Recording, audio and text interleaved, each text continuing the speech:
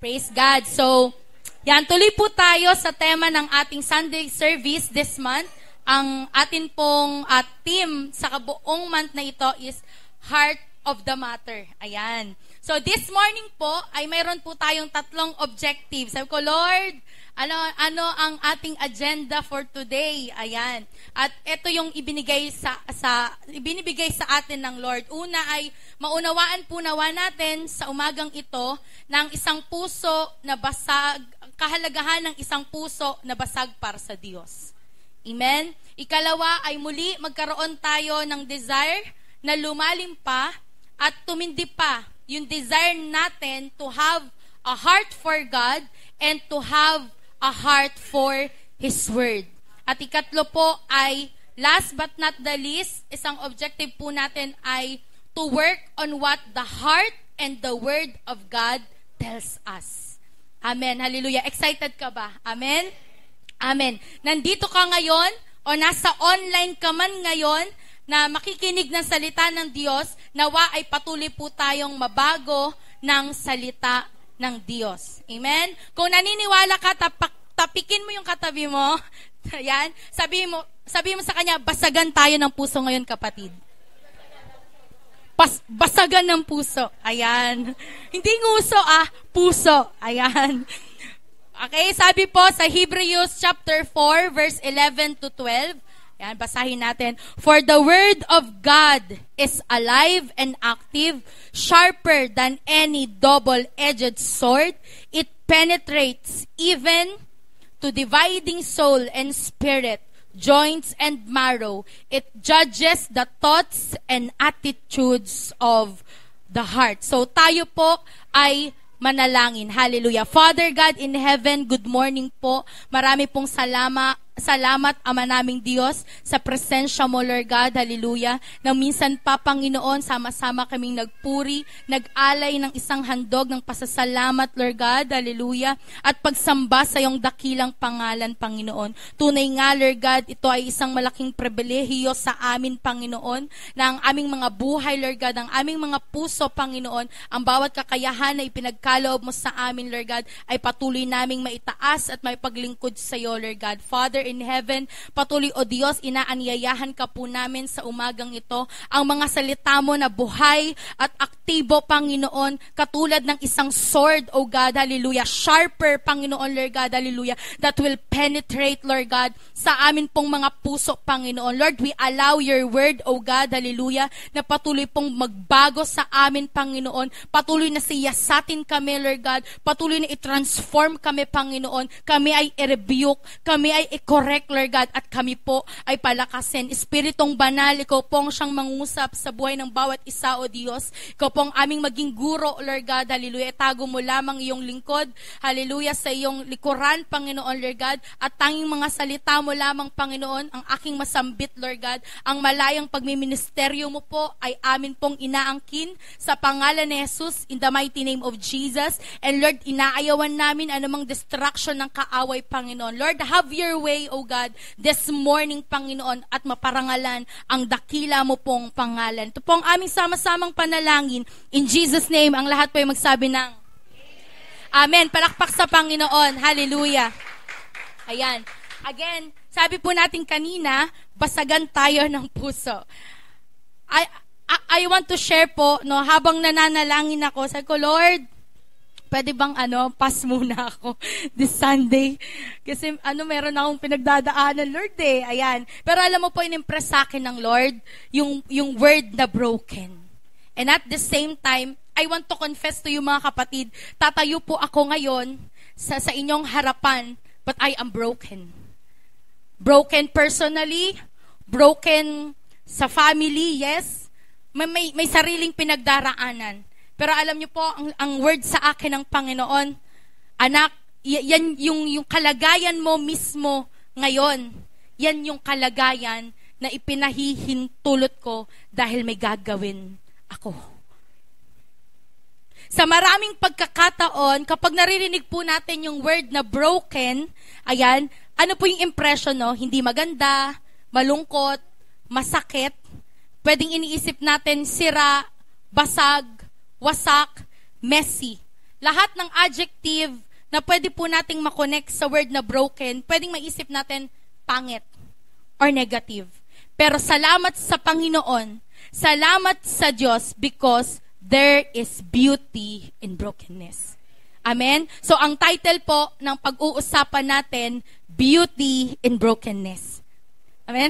Sabi ko, Lord, ano pong ita-title natin? Anong pag-uusapan natin? Kasi mayroong tao sa Biblia na talagang ini-impress ang Lord sa akin. At iniisip ko, it is my personal na kalagayan kung bakit ako doon inilalagay ng Lord. Hanggang kagabi, hanggang sa buong araw ng pananalangin ko, dito talaga ako inilalagay ng Panginoon. At naniniwala po ako, karamihan sa atin dito, naranasan na nating mabroken. Amen? Amen? Kahit yung mga nasa online, naranasan na nating mabroken. There are many reasons na pwedeng nagdudulot po sa atin ng brokenness. Pwedeng ito po ay dahil sa family, no? Family problem or hindi pagkakasunduan. Pwedeng sa friends, relational. Pwede rin naman po, no, sa financial.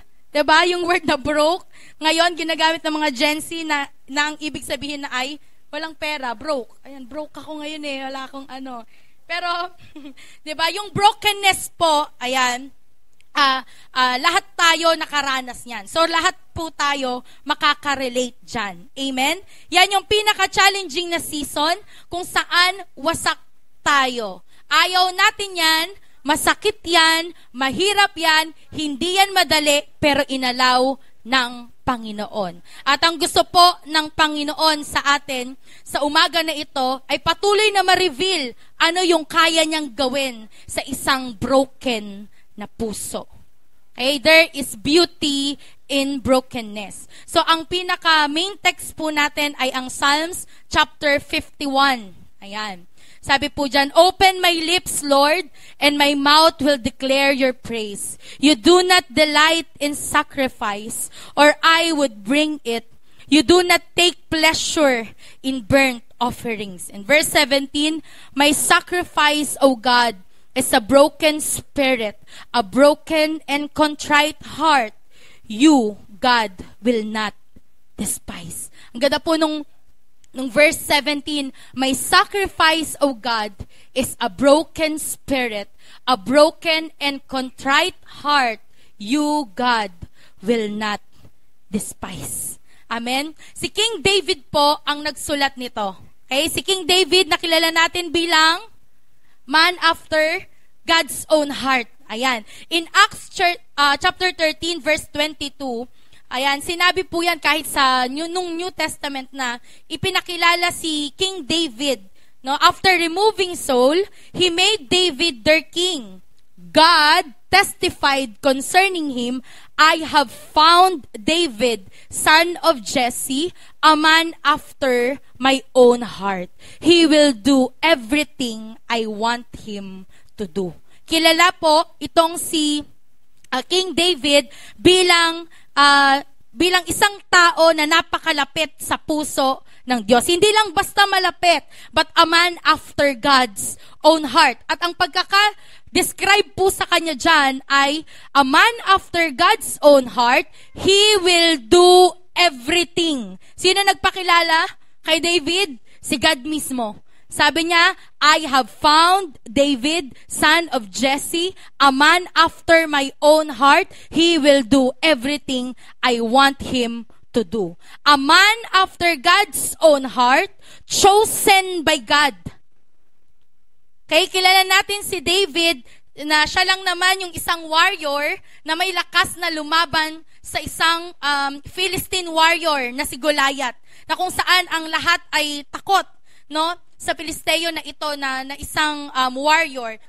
Pero lumaban siya sa pangalan ng Diyos. Nung narinig niya na nilalapastangan ni Goliath ang pangalan ng Diyos, sabi niya, lalaban ako. Okay? Kasama ang Diyos. At nalaman po natin, si David ay pinagtagumpay ng Panginoon. Amen? Maliban dyan, si David po ay kilalang isang matinding worshiper ng Lord. Sabihin mo nga, worshiper. Hindi lang siya basta warrior, isa din siyang worshiper. Hindi lang din siya basta isang worshiper, isa siyang passionate worshiper. passionate sumamba sa Panginoon. Ang Psalms, of course, hindi lang po siya, pero ang halos karamihan ng Psalms ay isinulat po ni King David. Habang siya ay nasa battle, habang siya ay hinahabol ng kanyang kaaway, nagpipraise, nag-worship, nagpapasalamat sa Panginoon. Amen? Kilala natin si King David, no? Kilala siya bilang isang warrior, isang king, isang worshiper na even dancing. Kahit magmukha siyang baliw sa harapan ng ibang tao, pero para sa Diyos, siya ay sumasayaw. Hindi lang sumasayaw, tumutugtog din ng instrumento. Wow, all around po ito. But kahit na ito po yung nangyari, isinulat niya itong Psalms chapter 51 verse 15. At sinabi niya, "You do not delight in sacrifice, or I would bring it to you." Ang sabi ni David, hindi ka nalulugod, o Diyos, sa anumang sakripisyo na pwede kong ihandog. Pero ang isang broken spirit, ang isang contrite heart, ang isang pusong mapagkumbaba, you will not despise. Hindi mo ito tatanggihan. Isinulat po ito ni David the time na siya ay kinausap ni Prophet Nathan sa kasalanan niyang nagawa with Bathsheba. Diba? Familiar po tayo. Amen? Basahin po natin. Bakit mahalaga ang ating puso? Okay, yung brokenness na sinasabi natin ay yung brokenness ng puso. Bakit po mahalaga ang puso? In 1 Samuel chapter 16, verse 7 in New Living Translation, "But the Lord said to Samuel, don't judge by his appearance or height, for I have rejected him." Dahil si Prophet Samuel po ay inutusan ng ating Diyos na humanap na ng kapalit ni King Saul. Amen? Kung nung last time, ang ibinabala sa akin ng Lord, si King Saul eh. Ngayon, ano ba to, Lord?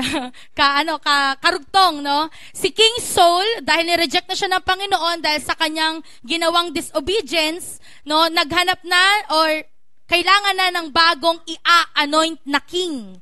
At ang sabi ng Diyos kay kay Prophet Samuel, punta ka doon kina Jesse. Nandoon yung aking pinili. At sa dami ng mga anak ni Jesse, mga matitipuno, mahuhusay, magagaling, inisip ni Prophet Samuel, ito na ba yon? Pero ang sabi ng Panginoon, "But the Lord said to Samuel, don't judge by his appearance or height." Isa sa mga anak ni Jesse yung sinasabihan po dito, "For I have rejected him. The Lord doesn't see things the way you see them. People judge by outward appearance, but the Lord looks at the heart." Amen? Ang isa sa pinakamahalagang tinitingnan ng Panginoon ay ang puso. Kaya sabi ni Prophet Samuel, "May anak ka pa ba na iba na wala dito?" Ang sagot sa kanya ni Jesse, "Andon nagtitend ng mga sheep. Nandun sa pastulan. Andun siya." At ang sabi, siya ang nung dumating si David, dinescribe si David, magandang lalaki. Matipuno, hindi pong magandang matipunong lalaki, handsome ba? Oh. Pero ang sabi, the Lord looks at the heart. Amen? Bakit mahalaga ang puso? At ito yung gusto pong i-deal sa atin ng Lord. In Proverbs chapter 4 verse 23, ang sabi po dito, "Keep your heart with all diligence, for out of it spring the issues of life." Ang mga issue pala natin sa buhay, nagsisimula at nanggagaling sa puso. Kaya po ang sabi, keep your heart with all diligence. Ang sabi pa po sa NIV version, above all else, guard your heart, for everything you do flows from it. May mga bagay po na maaaring nakikita natin, no, na napakahusay gawin ng isang tao. Pero yung nasa loob, tanging si Lord lang ang nakakakita nito. At anumang ginagawa natin, nag-overflow ito mula sa ating puso. Kaya naman napakahalaga po ng ating mga puso ay patuloy na ma-planted ng Word of God. Patuloy ma-cultivate yung Word of God. Kasi naniniwala ako na taniman na ang ating mga puso. Amen? At patuloy itong dinidiligan, patuloy itong kinukultivate para mas mag-overflow yung Christ-likeness, yung holiness, di ba? Yung righteousness, kung sino tayo na tinawag ng Panginoon. That's why the heart matters to God. Amen? Your heart matters to God. Kapatid, ang puso mo ay nagmamatter sa Diyos. Sapagkat lahat ng ginagawa mo ay apektado kung ano ang nasa puso mo. Sa panahon po natin ngayon, no, parang default na natin na ang lagi nating tinitingnan ay yung physical appearance. Amen? Nakatingin tayo dun sa image, nakatingin tayo sa reputation, sa face value, kung sino yung sikat. Sometimes nakakapag-judge tayo sa sincerity ng isang tao based kung anong minamanifest nila sa labas. Anyone can be deceived by appearance. Yung nakikita natin. But the heart motive can never point to a lie. Ang motive ng puso, alam ng Panginoon at alam ng Diyos. Kaya ang sabi po ni God kay Samuel, no, wag siyang maghanap ng yung may outward appearance lang ng isang king. At ang sinabi niya, ang kinakailangang maging bagong leader, bagong maging king, ay yung may puso para sa Diyos. At yon ay walang iba kundi si King David. Okay? At maraming victory ginawa itong si David sa pamamagitan ng surrendered life niya sa Panginoon. At dito po, kung babalikan po natin itong ating main verse, sinabi po iyan, sinabi ni David, yung bagay na yan, na God, create in me a clean heart. Bakit hindi? God, create in me a clean mind. Talagang ang ininais ni David, create in me a clean heart. Basahin po natin in 2 Samuel chapter 12. Yan, beginning verse 1. Ngayon, isinugo ng Panginoon si Propeta Nathan kay David. Pagdating niya kay David, sinabi niya, may 2 taong nakatira sa isang bayan. Ang isa'y mayaman at ang isa'y mahirap. Verse 2, ang mayaman ay maraming tupa at baka, pero ang mahirap ay isa lang ang tupa na binili pa niya. Inalagaan niya ito at lumaking kasabay ng mga anak niya. Pinapakain niya ito ng pagkain niya at pinapainom sa baso niya at kinakarga pa niya ito. Itinuring niya itong parang anak niyang babae.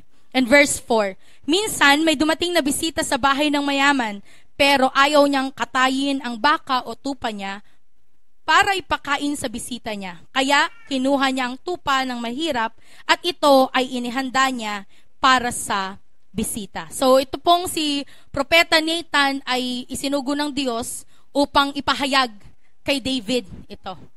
Okay? So of course that time ang mga prophet talaga ang ginagamit ng Diyos para ipahayag ang kanyang salita o kung may mensahe siyang nais iparating sa king or sa isang bansa. Okay, verse 5, labis na nagalit si David sa mayaman at sinabi niya kay Nathan, isinusumpa ko sa Panginoon na buhay na dapat patayin ang taong gumawa niyan. Dapat niyang bayaran ng hanggang 4 na beses ang halaga ng isang tupang kanyang kinuha dahil wala siyang awa. So nagalit itong si David nung marinig niya itong parang parable, no, na sinabi ni Propeta Nathan. Pagkatapos, in verse 7, pagkatapos sinabi ni Nathan kay David, ikaw ang taong iyon. Ito ang sinasabi ng Panginoon, ang Diyos ng Israel. Pinili kitang hari ng Israel at iniligtas kita kay Saul. Ibinigay ko sa iyo ang kaharian at mga asawa niya. Ginawa kitang hari ng buong Israel at Juda. At kung kulang pa ito, bibigyan pa sana kita ng mas marami pa riyan. Verse 9, pero bakit hindi mo sinunod ang mga utos ko at ginawa mo ang masamang bagay na ito sa paningin ko? Ipinapatay mo si Uriah na Heteo sa labanan. Ipinapatay mo siya sa mga Amonita at kinuha mo ang asawa niya. Verse 10, kaya dahil sa ginawa mo, mula ngayon, palagi nang magkakaroon ng labanan at patayan sa pamilya mo. Dahil sinuway mo ako at kinuha ang asawa ni Uriah upang maging iyong asawa. May verse 11 ba? Verse 11, ito pa ang sinasabi ng Panginoon. May isang miyembro ng sambahayan mo ang maghihimagsik laban sa iyo. Ibibigay ko ang mga asawa mo sa taong iyon na hindi iba sa iyo at sisiping siya sa kanila na kitang-kita ng mga tao. Verse 12, ginawa mo ito ng lihim, pero ang gagawin ko ay makikita ng hayagan ng buong Israel. In verse 13, sinabi ni David kay Nathan, nagkasala ako sa Panginoon. Sumagot si Nathan, pinatawad ka na ng Panginoon at hindi ka mamamatay sa kasalanang ginawa mo. Pero dahil sa ginawa mo, binigyan mo ng dahilan ang mga kalaban ng Panginoon na lapastanganin siya, kaya siguradong mamamatay ang anak mo. Grabe. Grabe po itong salita na natanggap ni David mula kay Prophet Nathan. At nang marinig niya to, in your face, David, ang salita ng Diyos. Pero ito pong si David, nagpenetrate sa puso niya. Tinanggap niya na nagkasala siya sa Panginoon. The moment na ang salita ng Diyos na ibinaba niya sa atin, no, nakikita natin ang ating tunay na kalagayan. At ano po ang nakita ni David? At pwede nating makita yung broken connection niya sa Panginoon. Bakit? Yung pagsuway niya sa Panginoon. Kilala natin si David, malapit sa Lord. Ano yung unang nawala? Ano yung pwedeng maaaring nawasak o nagkaroon ng lamat? Yung kanyang relasyon sa Panginoon. Kasi pagpapakita ayon ng hindi niya pagsunod. Hindi naman po pumunta si Prophet Nathan nung una o nung first step ng pagkakasala ni David, no? Sunod-sunod na pagkakasala ni David. Tsaka po ibinaba ng Panginoon itong salita sa kanya. Ang ating broken relationship sa Lord ay nagre-reflect ng real condition ng ating puso. Kapatid, gusto ko tang tanungin, kumusta ang relasyon mo sa Panginoon? Kasi kung hindi okay ang relasyon mo sa Panginoon, it's time na makita natin ano yung kondisyon ng puso mo. Sabi diba sa New Testament, you shall love the Lord your God with all your heart. Kaya mahalaga ang puso. Bakit? Nandun yung emotion. Nandoon yung pagsasabi at sense ng love. God created us with a heart so we could have a loving relationship with Him. Kaya ang ating puso ay sentro ng ating relasyon sa Panginoon. Kaya pala sinabi ito ni David, number 1 point natin, brokenness lead us to repentance. Sabihin nga po natin, brokenness lead us to repentance. Ito yung beauty ng brokenness. Minsan nakikita lang natin yung brokenness, ang sakit niyan, nakakahiya yan. Pero alam niyo po yung brokenness, inililid tayo nito na makita anong totoo nating kondisyon at mag-repent tayo sa Panginoon. Kaya ang sabi po sa Psalms chapter 51, ang sabi ni si David po ang nagsulat nito after niyang marinig ang wika ni Prophet Nathan. Sabi niya in verse 1, have mercy on me, O God, according to your unfailing love. According to your great compassion, blot out my transgression. Kaawaan mo ko, O Diyos. According sa pag-ibig mo, may relasyon si David at si God. Kaya nung humingi siya ng kapatawaran, kaya nung humingi siya ng mercy, sabi niya, Lord, kaawaan mo ako according to your love. Kasi alam niya na ang Diyos na nagawan niya ng mali ay ang Diyos na sobrang nagmamahal sa kanya. Amen? In verse 2, sabi ni David, wash away all my iniquity and cleanse me from my sin. For I know my transgression and my sin is always before me. Verse 4, against you, you only have I sinned and done what is evil in your sight. So you are right in your verdict and justified when you judge. Alam niyo po, ito ang maganda kay King David. Sa brokenness niya, inamin niya na siya ay makasalanan. Inamin niya na, Lord, nagkasala ako. Hindi na Lord kasi siya eh. Naliligo kasi siya dun eh. Bakit kasi doon? Pwede naman. Lord, na-tempt ako. Pero hindi, si King David, inamin niya na simula pagkabata niya, nasa womb pa lang siya ng nanay niya, makasalanan na siya. Kaya anong sabi niya? Cleanse me from all my sin. Yung brokenness mo, kapatid, ang magdadala sa'yo dapat sa isang buhay na laging nagre-repent sa Panginoon.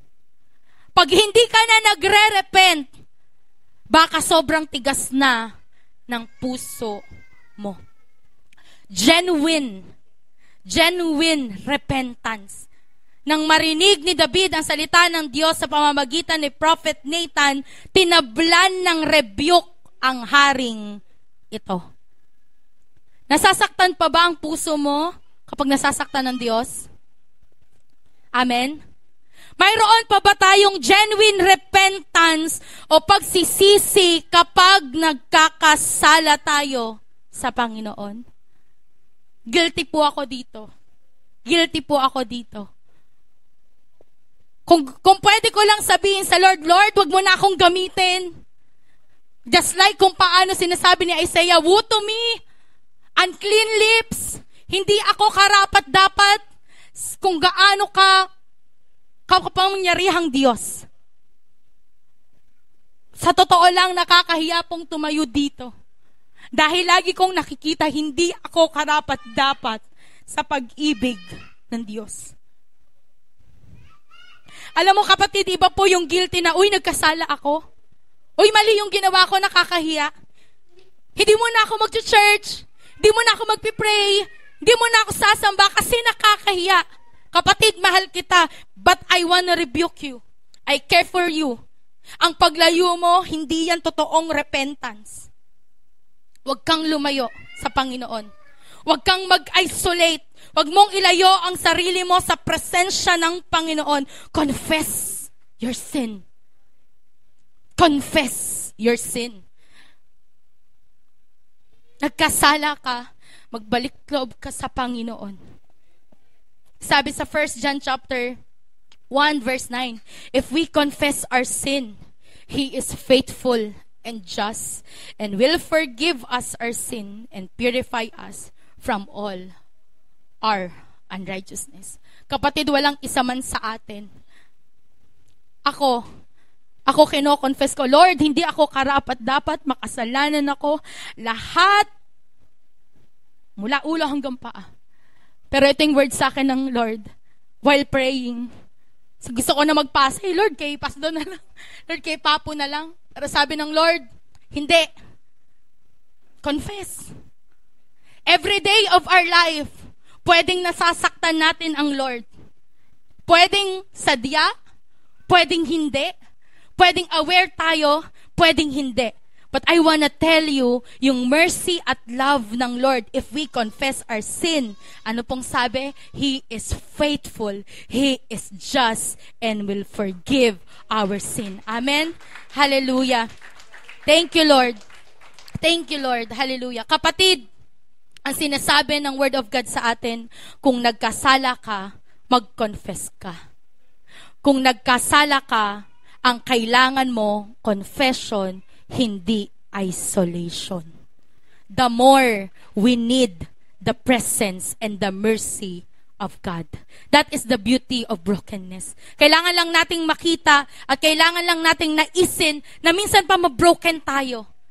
Mabroken yung puso natin para sa Panginoon. Pangalawang beauty ng brokenness. Brokenness led us to deeper intimacy with God. Amen? Restoration and renewal ng relationship natin sa Panginoon, minsan nangyayari yan dun sa pinaka-pangit pa na sitwasyon o pinaka-masakit na sitwasyon o bahagi ng ating puso. Sabi sa verse 10, sa Psalms 51, create in me a pure heart, O God, and renew a steadfast spirit within me. In verse 11, sabi ni David, do not cast me from your presence or take your Holy Spirit from me. Restore to me the joy of your salvation and grant me a willing spirit to sustain me. Sabi ni David, create in me a pure heart, renew a steadfast spirit in me, and do not cast me from your presence. Yung brokenness ni David, ayaw niya at takot siyang mawala ang presensya ng Panginoon sa buhay niya. It will lead us more. Lord, mas gusto kong lumapit sa'yo. Lord, mas gusto kong maging intimate sa'yo. Ako, naaalala ko po yung moment na pinanalangin ko sa Lord na, Lord, ikaw nang bahala. Yun yung moment na ginawa ko na lahat. Na lahat ng kaya kong gawin. Dumating ako sa point na, Lord, bigyan ako ng bigay ng love. Sa mga tao sa paligid ko, mga kaibigan ko, pamilya ko. Pero bakit palagi na lang yung balik? Lolokohin ka, wawalang hiyain ka, iiwanan ka, hanggang sa napagod ako. And yung pinaka-brokenness ko na yon, nag-lead sa akin na, Lord, gusto kitang makilala. Lord, this time sa'yo ko naman ibibigay ng buo yung puso ko, yung buhay ko, yung oras ko. Kapatid, ang iyong brokenness, ang ating brokenness, it will lead us deeper intimacy with God. Ginawa po ni King David that time, siya po ay nag-ayuno. 'Di ba? May word na mamamatay ang kanyang anak, pero ang ginawa niya, siya pa rin ay nanalangin.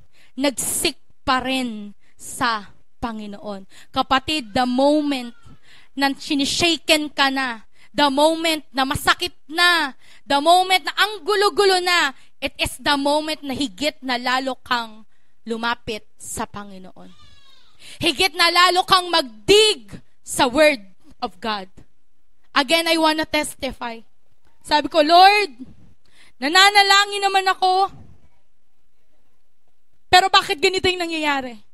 Hindi ko man kayang sabihin po sa inyo detalye kung ano nangyayari. Pero sabi ko, Lord, naglilingkod naman ako, pero bakit ito yung nangyayari? Pero alam mo, binabalik ako ng Panginoon sa kanyang salita.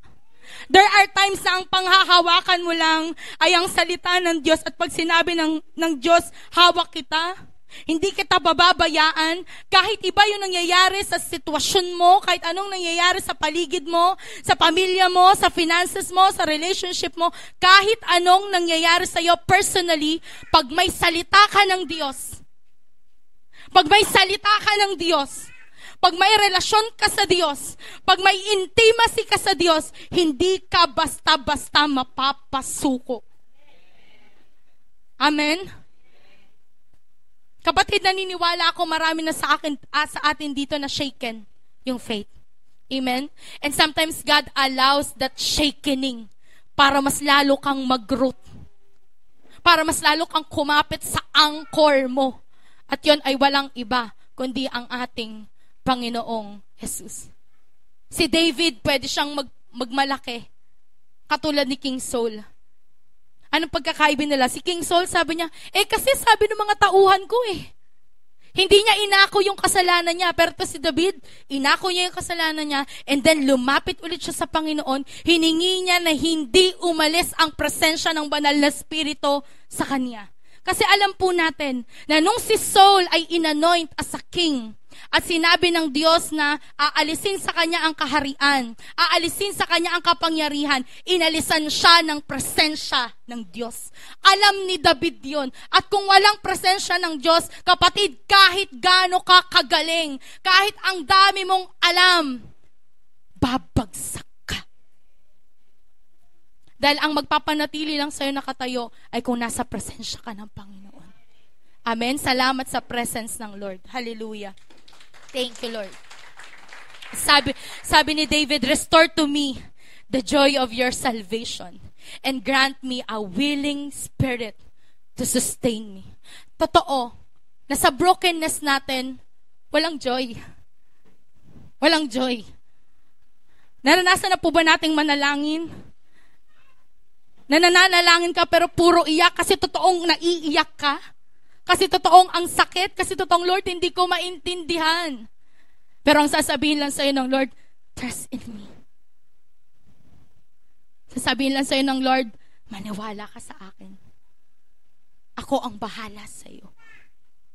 ire-remind tayo ng Lord sa kanyang mga salita. And then sabi po ni David in verse 13, then I will teach transgressors your ways so that sinners will turn back to you. Deliver me from the guilt of bloodshed, O God. You who are God, my Savior, and my tongue will sing of your righteousness. Even in brokenness, worship the Lord. Amen. Even masakit, kahit sa mga bagay na parang, Lord, pinakikinggan mo ba ako? Lord, parang ang tagal na. Lord, parang ang sakit-sakit na. Worship the Lord even in your brokenness. Higit kang lumapit sa Panginoon sa panahon na wasak ka, sa panahon na nagkasala ka, o sa panahon na mahina ka. Di ba nananalangin po si Paul? Sabi niya, Lord, tanggalin mo na tong suffering na to, kung pwede lang, Lord. Pero sabi ng Lord, my grace is sufficient for you. Hindi niya inalis yung suffering, pero binigyan siya ng Diyos ng grace para manatili siya kahit na may suffering. Kapatid, di ko po alam kung sino yung may suffering. Baka para sa akin to. At ang sabi ng Lord, my grace is sufficient for you.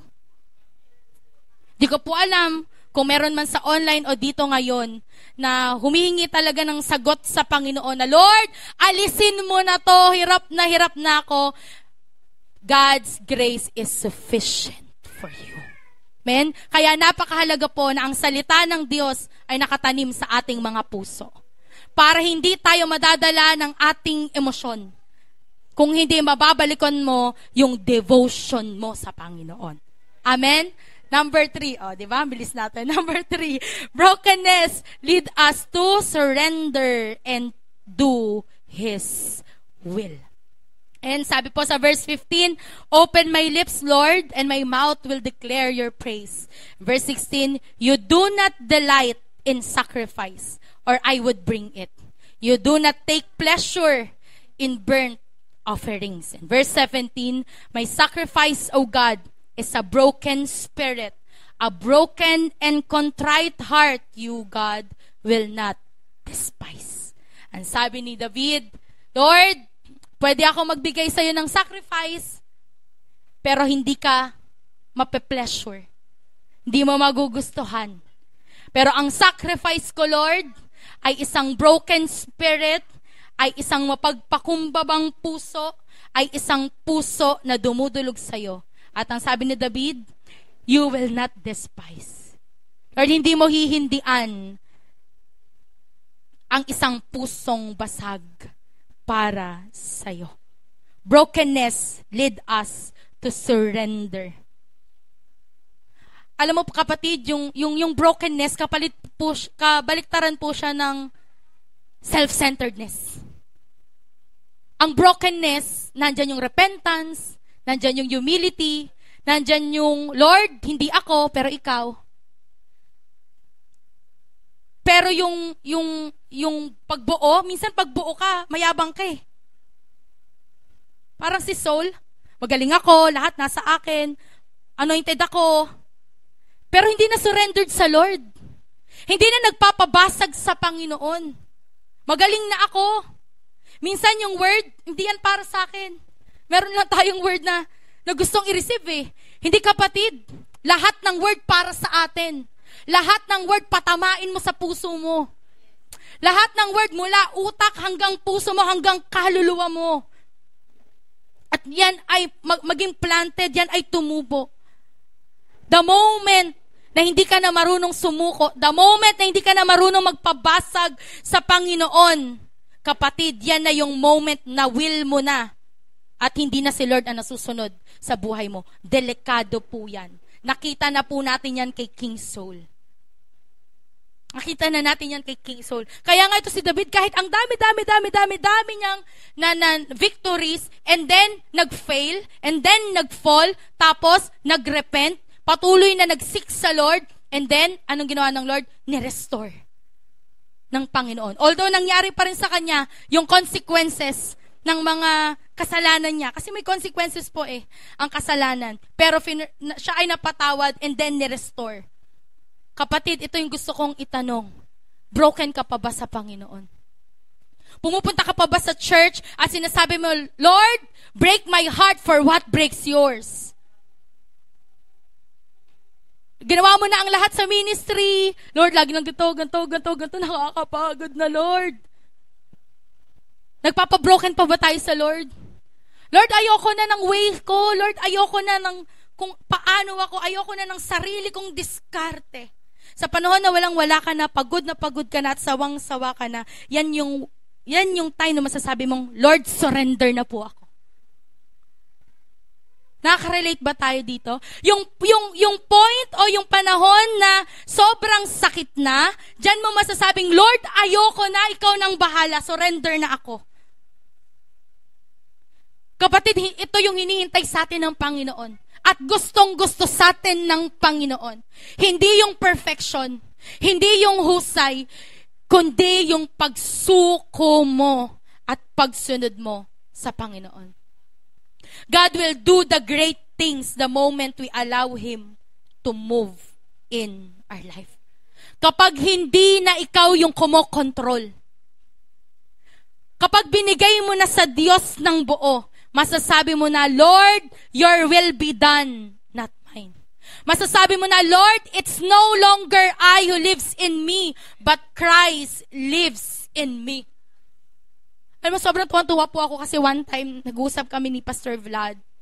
Sabi ko, Lord, Papo, ang hirap talaga no na sumunod. Ang sarap sumunod, pero talagang napaka-challenging.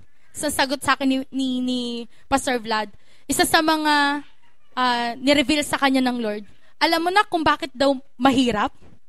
Kasi hindi mo crucify. Buhay ka pa, kaya ka nahihirapang sumunod. Pero the moment that you crucified yourself, kung ano yung nais mo, kung ano yung will mo, at sinabi mo, Lord, mamumuhay ako para sa'yo. Because you die for me, I will live for you. Di lang tayo basta nabuhay sa Lord, namatay din tayo.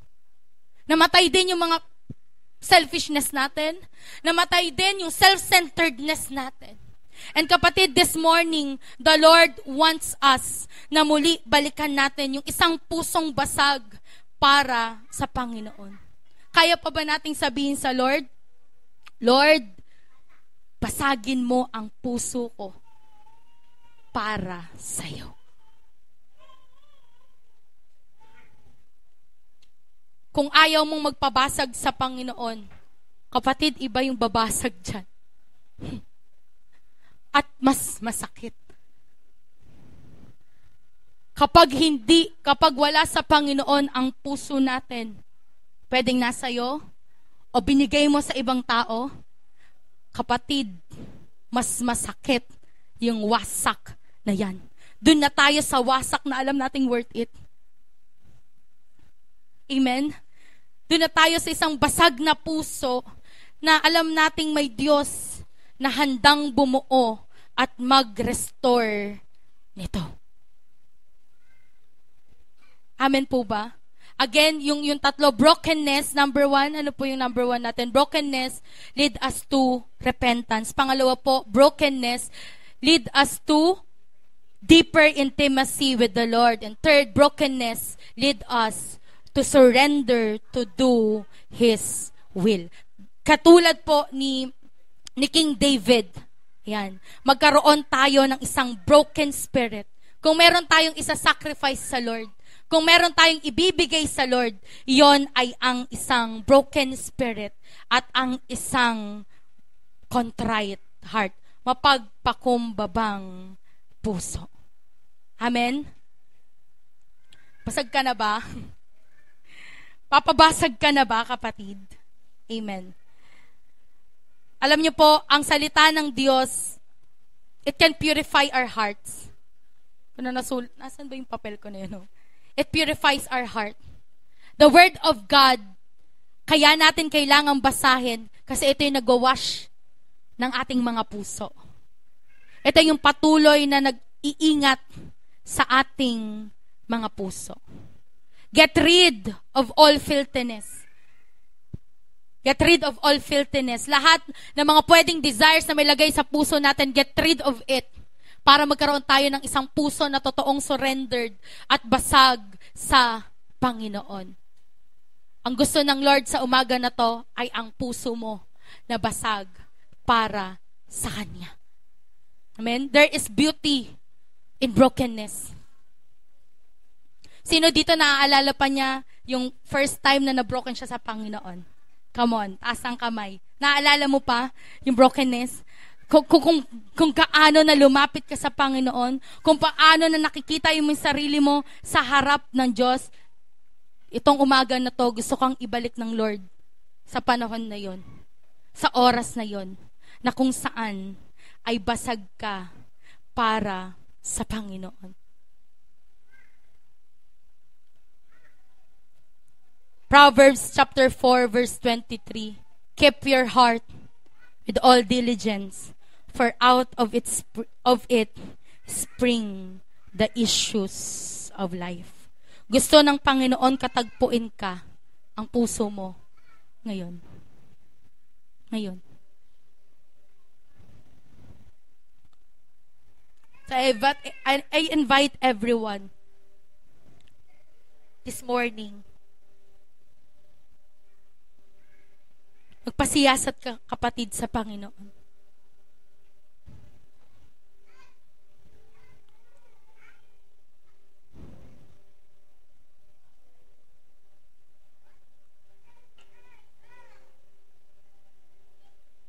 Ilapit mo yung puso mo sa Lord.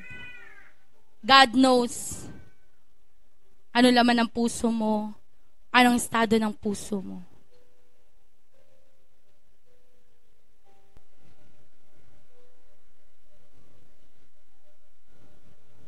God looks more than anything sa laman ng puso mo. The Lord appreciates you.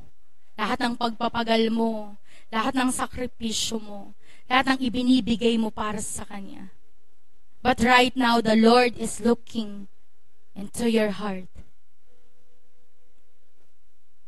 Ano yung laman ng puso mo ngayon?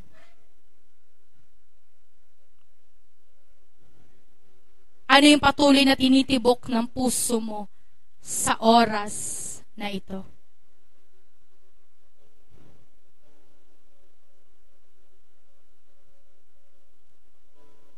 Holy Spirit, we pray, Lord.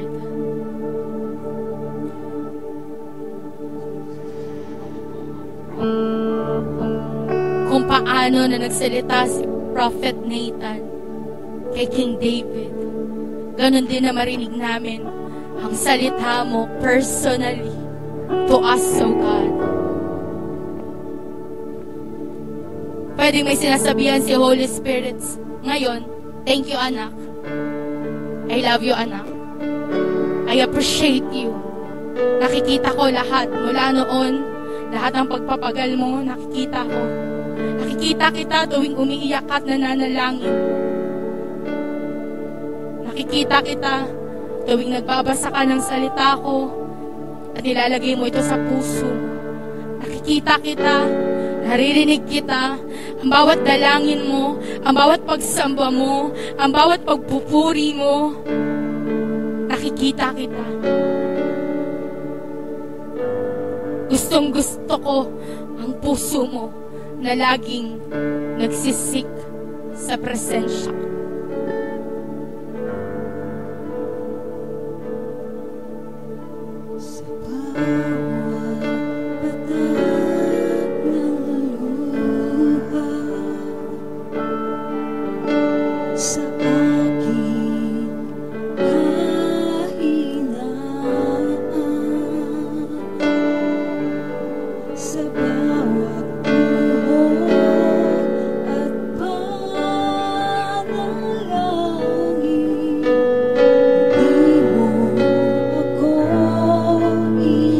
The Lord is assuring you of His relationship with you. The Lord is telling you, I I love you with an everlasting love. I love you with an everlasting love. I love you unconditionally.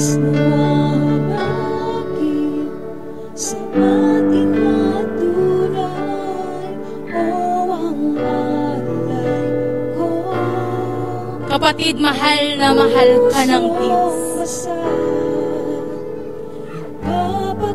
Mahal na mahal ka ng Diyos.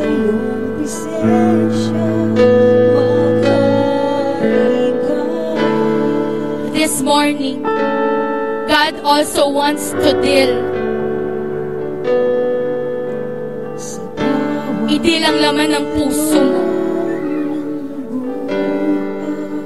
If you need to confess right now to God, come and confess. Yan lang yung kailangan mo para lumaya ka. Yan yung kailangan mo para makapagpatuloy ka. Gusto ng Lord patuloy kang gamitin. Ayaw ng Lord na patuloy kang makondemn. And God is inviting you to confess right now that thing na alam mong ayaw ng Diyos. That thing na alam mong nasasaktan ng Diyos. That thing na alam mo na nakakaapekto ng relasyon mo sa Panginoon. Come and confess to the Lord.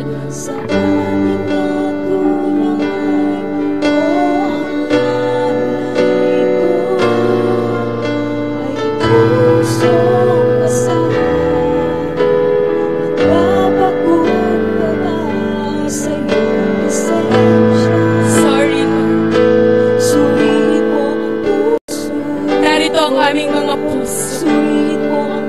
Ikaw ang tunay na nakakaalam ng kalagayan ng aming mga puso. Lord, meron man sa aming unforgiveness, meron man sa aming bitterness, may nakikita ka man, Lord, na hindi maganda sa aming mga puso.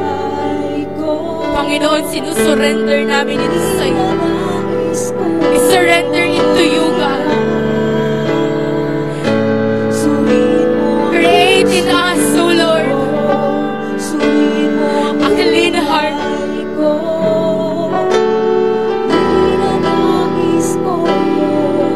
Create in us, O Lord, a contrite spirit. Lord, basagin mo ang aming mga puso.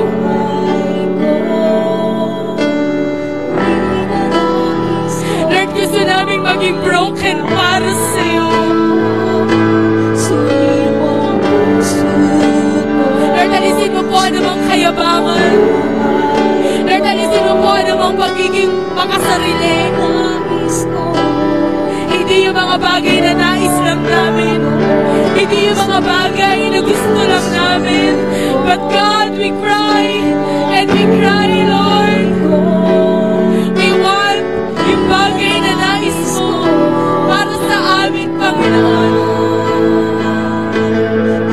Kapatid, binibigyan ka ng Panginoon ng bagong desire this morning. Na i-desire again an intimate relationship with Him. Gusto ng Panginoon ng intimate relationship sa'yo. Gusto ng Panginoon ng mas malalim na relasyon sa'yo. At kung isa ka sa mga tao na alam mo, napabayaan mo ang pananalangin mo, pabayaan mo ang pagbabasa ng salita ng Diyos, na-compromise mo yung relationship mo sa Lord, this time, God is inviting you into a deeper intimacy with Him, a deeper relationship with Him.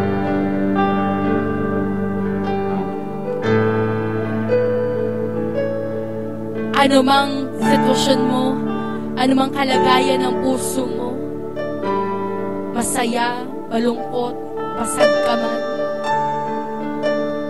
kaya ng Panginoon katagpuin ka, anuman ang iyong kalagayan. Father, in the name of Jesus, Lord, we want a deeper relationship with you, God. Dalangin po namin, patuloy mo kaming dalhin sa mas malalim naming relasyon sa iyo. Mas malalim na pagtitiwala sa iyo. Hindi lang basta magtiwala sa iyo, pero Lord, sumunod sa iyo.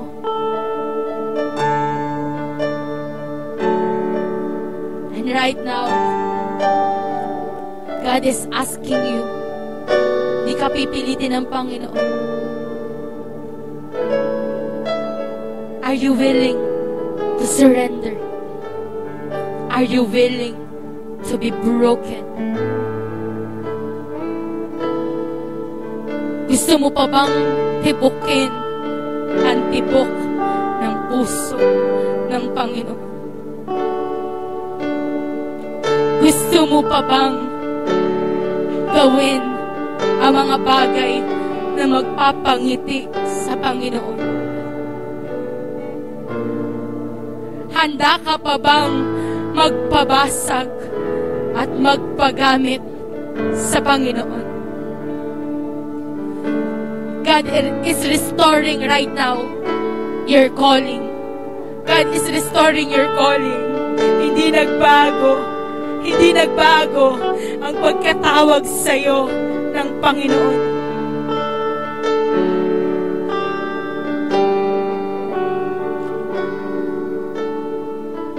Kahit lumayo ka, kahit tumigil ka, kahit sumuko ka, sinasabi ng Lord ngayon, anak, hindi nagbago ang pagkatawag at pagtingin ko sa iyo.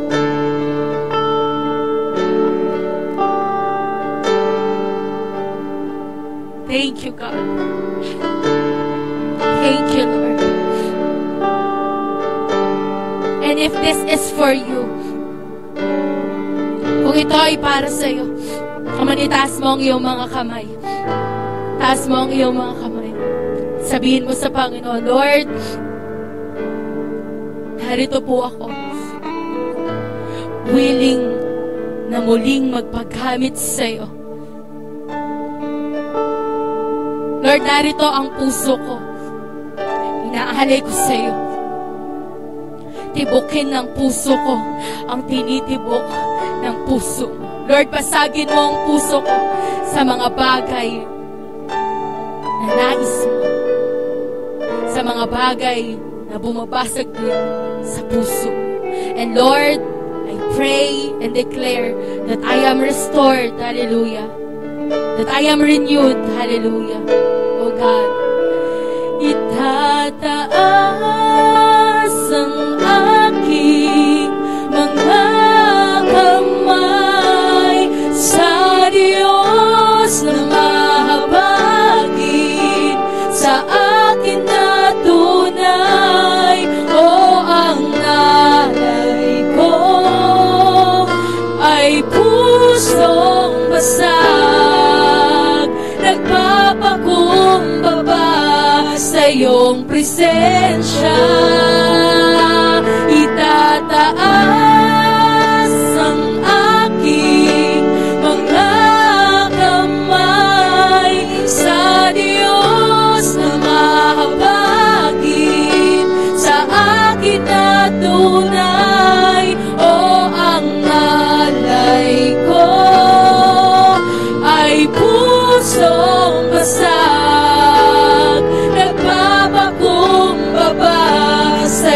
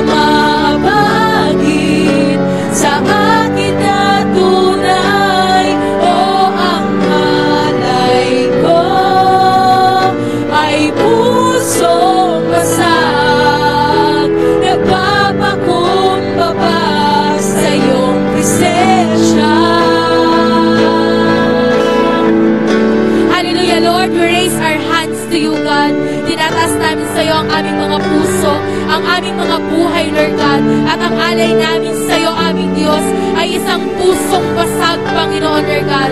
Lord, we ask and pray, let your will be done, Lord God. Ang kalooban mo, O Diyos, hallelujah, ang aming naisin, Panginoon, Lord God, hallelujah. Lord, we receive your word. We receive it, Lord God. We receive your love, God. We receive your refreshing, Lord God.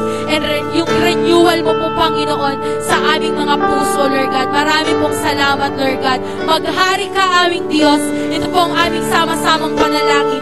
In Jesus' name, amen.